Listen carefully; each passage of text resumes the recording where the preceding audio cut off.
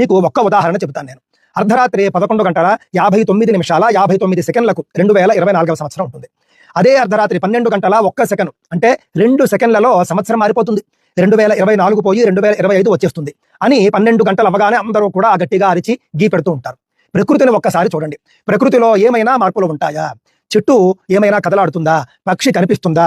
జంతువులు నడయాడుతాయా అని మనం చూస్తే ఏమీ ఉండదండి. కావున మొత్తం ప్రకృతికే తెలుసు ఇది సంవత్సరాది కాదు అని చెప్పేసి. మనది కాదు, హిందువులది కాదు. మనం ఒకసారి శాస్త్రాదుల్లో మనం చూసుకుంటే కనుక ఎవరెవరికి రోజు ఎప్పుడు ప్రారంభమవుతుంది అని ఉన్నప్పుడు హిందువులకు సూర్యోదయంతో రోజు ప్రారంభమవుతుంది, అసురులకు అర్ధరాత్రితో రోజు ప్రారంభమవుతుంది అని మనకు కొన్ని చోట్ల కనిపిస్తూ ఉన్నాయండి. కావున ఇది మన సంవత్సరాది కాదు. సంవత్సరాది అంటే హిందూ సంవత్సరాది. మీరు చూసుకున్నారనుకోండి, చక్కగా ముందు రోజు మనం చూసుకుంటే కనుక అమావాస్య, చంద్రుడు అస్సలు మనకు కనిపించడు. పాడ్యం నాడు మనకు చంద్రుడు కనిపిస్తాడు. అంతేకాదు నక్షత్రాల్లో మార్పులు ఉంటాయి. చక్కగా ఈ విధంగా ప్రాకృతికంగా కూడా ఎంతో అద్భుతమైనటువంటి మార్పులు మనకు కనిపిస్తాయి. సూర్యోదయానికి ముందు